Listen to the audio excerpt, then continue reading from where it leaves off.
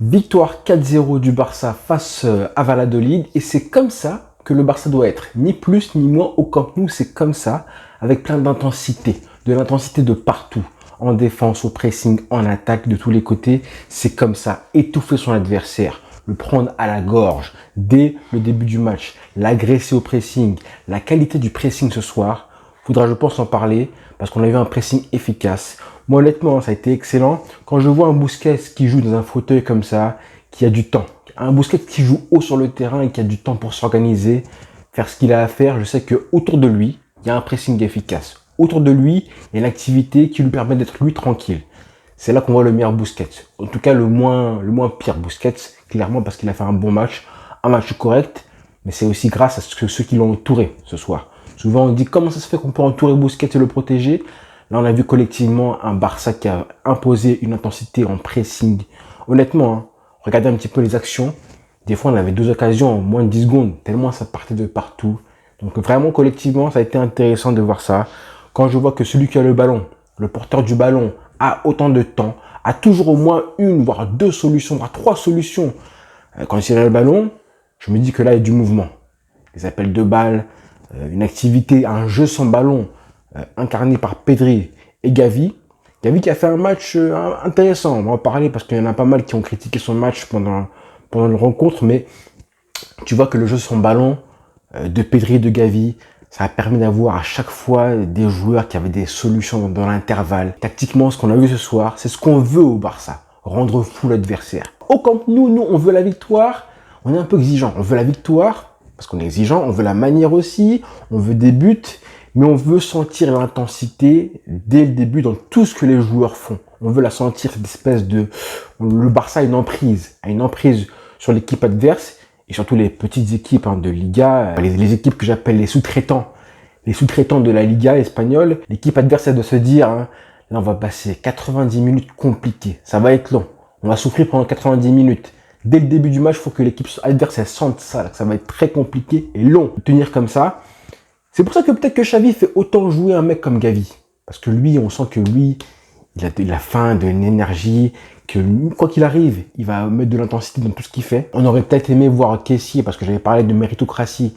On aurait bien aimé voir Kessié, mais on s'est dit, bon, on va voir comment ça se passe au Camp Nou en plus. Mais en tout cas, il a fait des bonnes choses, Gavi, des moins bonnes aussi. Il a pas mal raté au début du match. En tout cas, dans son jeu sans ballon, il a été intéressant, Gavi. Il a été intéressant, il faut le dire. Après, c'est vrai que il a raté pas mal de choses quand il avait le ballon. Des fois, il jouait un petit peu à contresens aussi. Mais bon, globalement, c'est un match satisfaisant de sa part, malgré les mauvaises choses aussi. Avant de parler de Gavi, priorité pour parler des ailiers, parce que là, les ailiers, ils méritent qu'on parle de ce soir. Qu'est-ce que ça change, le football? Ça devient simple. Quand tu as des ailiers, quand je pense qu'on s'est tapé des Griezmann à droite et des Coutinho à gauche pendant des mois avec Koeman. Là, quand tu as des ailiers qui savent jouer au football et qui savent faire ce que un ailier du Barça sait faire, d'accord, clairement, bah ça change toute ton équipe.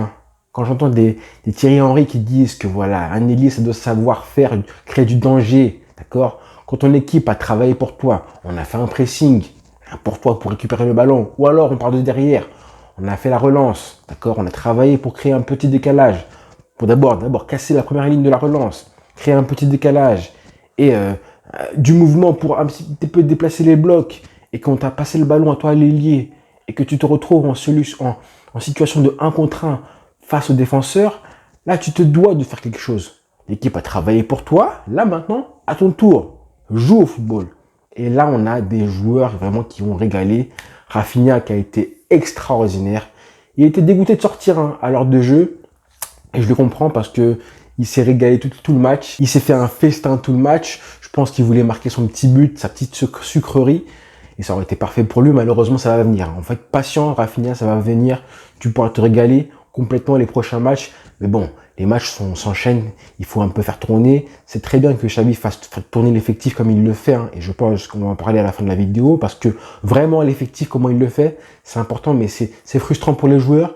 Mais je pense qu'à long terme, ça va être la meilleure solution de loin. Donc en parlant des ailiers, tous ceux qui regardent la vidéo et qui jouent au football et qui sont ailiers, si vous êtes ailier, je pense que vous saurez de quoi je parle. Quand tu vois Rafinha et Dembélé, quand le match commence, quand tu es ailier et que tu commences le match comme ça, et que tout de suite, tu as l'ascendant psychologique, athlétique et technique sur le latéral adverse, comme il l'a eu Rafinha dès le début du match, hein, tu sais que tout le match, tu vas te régaler. Tout le match, tu vas te régaler, tu vas pouvoir dribbler, l'éliminer, le faire reculer, évidemment, faire des différences aussi. Tu vas pouvoir aussi l'isoler, hein, l'isoler tout seul à défendre, clairement. Ça va pouvoir permettre à d'étirer la défense, de créer des brèches.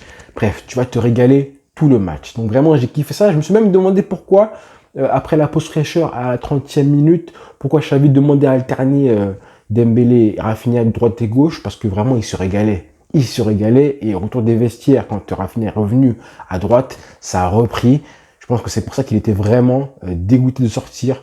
Il a mangé Escudero comme pas possible. Il lui a fait l'amour sans préliminaire, comme dirait Omar Da Fonseca. Et du coup, qu'est-ce qui se passe avec Escudero, hein? Qu'est-ce qui se passe quand tu as un mec comme ça qui te travaille, qui te fait un boulot comme ça depuis le début du match? Qu'est-ce qui se passe? Bah, tu as peur de te faire encore dribbler encore et encore une fois. Encore et encore. Bah, du coup, tu recules. Tu commences à reculer de plus en plus. Et du coup, vous avez vu les 2 premiers buts, qu'est-ce qui se passe? C'est vraiment symbolique. On a un Escudero qui recule, qui laisse de l'espace, qui laisse jouer complètement Rafinha. Pas de problème, ok, tu me laisses jouer, tu peux pas te faire dribbler. Moi, j'ai tout le temps pour centrer au bon endroit, comme au second poteau pour Lewandowski. Et le but de Lewandowski est très dur à mettre, hein. Comment il sent le ballon, ça c'est vraiment un numéro 9. Un numéro 9 en puissance qui sait, qui sent le jeu, qui sait comme par hasard où le ballon va atterrir. Le défenseur et le goal se sont loupés, ils n'ont pas lu la trajectoire. Le seul qui l'a lu, c'est lui. C'est lui, il marque ce but-là, magnifique. Clairement, je pense que là, on est parti sur une saison à Lewandowski, hein. On veut les 30 buts, hein, minimum 30 buts. On est là pour ça. Voilà, donc, et deuxième but, c'est pareil. C'est Escudero qui recule, qui laisse jouer complètement Ousmane Dembélé. Ousmane Dembélé qui a tout le temps pour faire la passe, une passe toute simple pour Pedri qui marque. Donc l'apport, hein, encore une fois, la projection de Xavi et Pedri, elle a été très bonne. Ils auraient pu marquer tous les deux. Ça, c'est vraiment, j'aime bien avoir des relayeurs qui se projettent et qui tentent des frappes, qui se projettent et qui vont dans la surface de réparation aussi. N'oubliez pas, hein, les mecs comme Iniesta et Xavi, c'est des mecs qui marquaient au minimum entre 5 et 15 buts toutes les saisons. Non, 5 et 10. Entre 5 et 10 buts toutes les saisons. Vraiment. Hein. Donc, gardez ça en tête. Parce qu'ils se projettaient beaucoup aussi. Un autre joueur que j'ai vraiment kiffé, et lui, il faut en parler. Hein. Faut en parler parce que ça va être un problème pour Xavi. Comment il va faire pour déloger un mec comme Eric Garcia en défense centrale? Araujo a été excellent. De retour en défense centrale, il a été excellent. Vraiment comme d'habitude. Comme on l'aime, vraiment on l'aime. Koundé a joué latéral droit. Et c'était intéressant de voir ce qu'il voulait faire de Koundé, clairement. Mais bon, avec des ailiers comme on a eu aujourd'hui, les latéraux n'ont pas été vraiment utiles. Koundé il a été présent quand il fallait. Baldé a été moins présent que les derniers matchs parce que là, on avait une défense à 4 et plus un 3-4-3. Donc, on avait une défense à 4. Donc, forcément, t'es pas un piston comme il avait été lors du dernier match. Mais vraiment, Eric Garcia a été excellent. Dans la relance, je pense que c'est le meilleur relanceur du Barça aujourd'hui, meilleur que Piqué largement. On sait que Koundé aussi est un très bon relanceur, il l'a montré à Séville. Pour l'instant, il a joué latéral droit ce soir et il n'a pas encore joué vraiment de match, donc on ne sait pas encore comment ça se passera au Barça. Mais là, Eric Garcia, ce qu'il montre à la relance, quand tu as un joueur comme ça qui apporte le surnombre, qui casse des lignes et qui facilite le travail des milieux de terrain relayeurs, là. Moi, je veux qu'on ait un milieu de terrain qui puisse aider à la relance comme le faisait Xavi il y a 10-15 ans.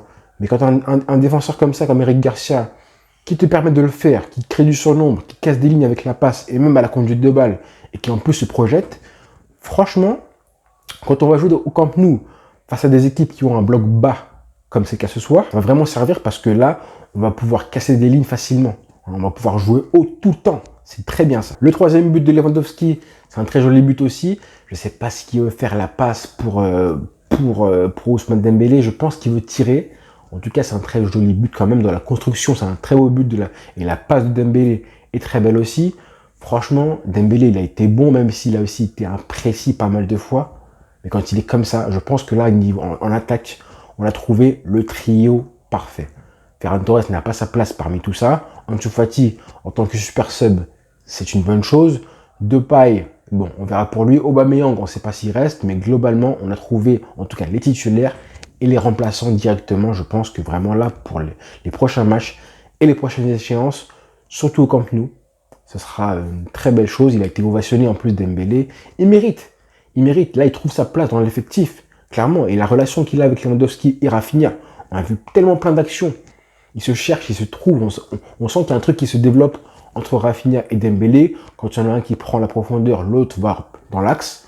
On a vu que souvent, quand il y en a un qui fait le travail sur le côté, qui a fait le travail comme sur Escudero, bah, l'autre repique dans l'axe pour être à la réception des ballons. Il y a un truc qui se fait entre les deux. Hein. Je pense que c'est assez complémentaire. Et sur le gâteau, c'est Sergio Roberto qui marque le 4e but. J'aurais bien aimé que le triplé de Lewandowski, mais c'est pas grave. C'est bien pour la confiance. En plus, il y avait le brassard de capitaine quand il a marqué son but. Donc c'est bien 4-0, c'est ce qu'on voulait. Un clean sheet, un but encaissé en 3 matchs, 8 buts marqués maintenant. 8 buts marqués, c'est pas mal. Et vraiment, j'ai aimé ce que j'ai vu tactiquement, clairement. La façon dont Xavi fait à jouer tous les joueurs. Tout le monde est concerné par le match. Clairement, c'était un match référence. Là, on évacue la frustration qu'on avait accumulée à cause du match nul en première journée face à Vallecano. Ce match-là nous réconcilie un petit peu. On était frustrés. Même si le Real est bas ce soir, l'Espagnol Barcelone, ce sera pas grave. On sera quand même moins frustrés. Parce qu'on a vu un gros match du Barça. D'accord? On voulait les 3 points, la manière, les buts, le clean sheet. Tout a été très beau. Hein. Et même Koundé, ce qu'il a fait à la fin du match, le sauvetage Ter Stegen, l'équipe ne voulait absolument pas prendre de but. Donc on voit que le niveau d'exigence commence à remonter de plus en plus. Ça, c'est important. Et pour finir, Gérard Piqué n'a pas joué une seule minute en 3 matchs. Quand même, ça faut le dire. Donc là, je pense que la page est tournée. Merci Xavi. En plus, Busquets sort en plus. Vous avez vu à l'heure de jeu, il est remplacé par Frenkie de Jong en numéro 6. Donc franchement, ça commence à être concret. Hein. Petit à petit, on progresse. Le Barça progresse. Vraiment, je pense qu'il y a des progrès. Là, on ne pouvait pas avoir une équipe type dès le début avec un Barça qui joue et qui marque des buts, mais progressivement, on sent qu'il y a un truc qui se passe et que là, on va devenir une équipe redoutable. On voit que l'équipe en face, ils ont peur de nous. Ils ont peur de nous. Comment tu peux ne pas avoir peur quand tu sais que tu as Lewandowski, Ousmane Dembélé, Rafinha sur le banc, tu as des joueurs comme Frenkie de Jong, Ansu Fati. Bref, tu deviens fou avant le match même. Je parlais de coup d'envoi, mais là, c'est même avant le match. Bref, je m'arrête là, je suis une piblette, mais bon, en même temps, le match a été plaisant. Bonne soirée les frères, on s'abonne évidemment. Ciao.